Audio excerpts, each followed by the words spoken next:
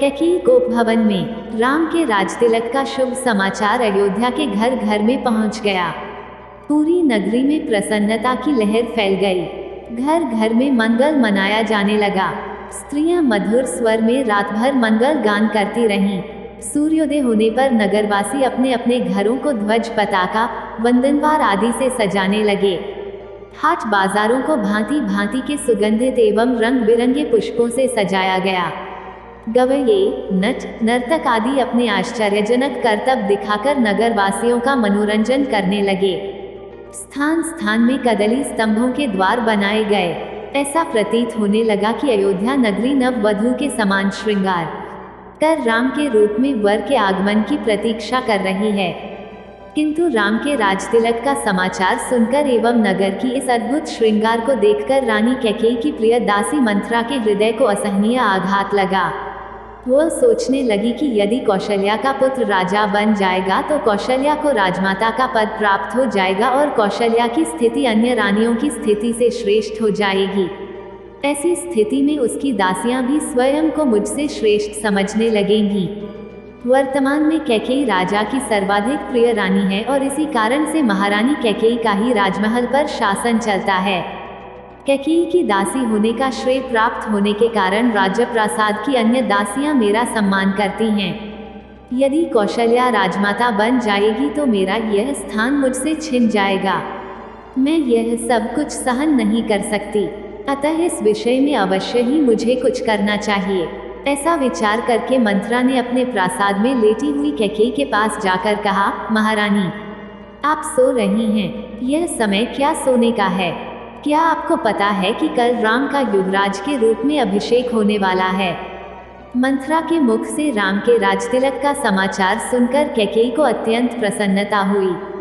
समाचार सुनाने की खुशी में कैकेयी ने मंथरा को पुरस्कार स्वरूप एक बहुमूल्य आभूषण दिया और कहा, मंथरे, तू अत्यंत प्रिय समाचार लेकर आई है। तू तो जानती ही है कि राम मुझे बहुत प्रिय है। इस समाचार को सुनाने के लिए तू यदि और भी जो कुछ मांगेगी तो मैं वह भी तुझे दूंगी।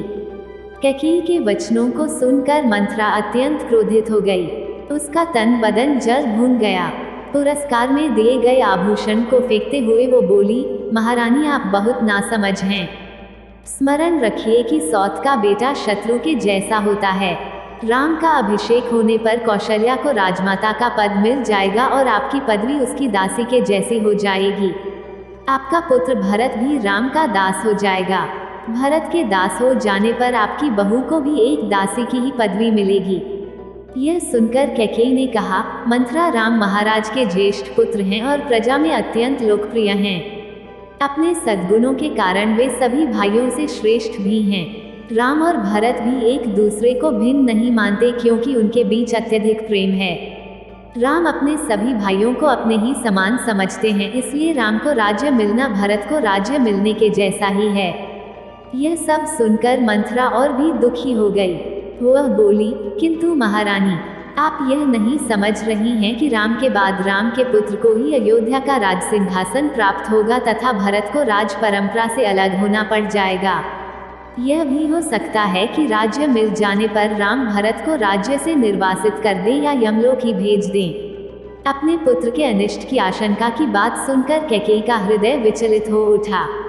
उसने मंथरा से पूछा, ऐसी स्थिति में मुझे क्या करना चाहिए? मंथरा ने उत्तर दिया, आपको स्मरण होगा कि एक बार देवासुर संग्राम के समय महाराज दशरथ आपको साथ लेकर युद्ध में इंद्र की सहायता करने के लिए गए थे। उस युद्ध में असुरों के अस्त्र शस्त्रों से महाराज दशरथ का शरीर जर्जर हो गया था और वे मूर्छित हो गए थे। उस समय सारथी बनकर आपने उनकी रक्षा की थी। आपकी उस सेवा के बदले में उन्होंने आपको 2 वरदान प्रदान किया था जिसे कि आपने आज तक नहीं मांगा है। अब आप एक वर से भरत का राज्याभिषेक और दूसरे वर से राम के लिए 14 वर्ष तक का वनवास मांगकर अपना मनोरथ सिद्ध कर लीजिए। शीघ्रातिशीघ्र आप मलिन वस्त्र धारण कर कोप भवन में चले जाइए। महाराज आपको बहुत अधिक चाहते हैं, इसलिए वे अवश्य ही आपको मनाने का प्रयत्न करेंगे और आपके द्वारा मांगने पर उन दोनों वरों को देने के लिए तैयार हो जाएंगे। किंतु स्मरण रखें कि वर मांगने के पूर्व उनसे वचन अवश्य ले लें जिससे कि वे उन वरदानों को देने के लिए बाध्य हो जाएं। मंथरा के कथन के अनुसार कैकेयी को भवन में जाकर लेट गई। इसके आगे की कहानी आपको आने वाली अगली वीडियो में देखने को मिलेगी। यह वीडियो देखने के लिए धन्यवाद दोस्तों।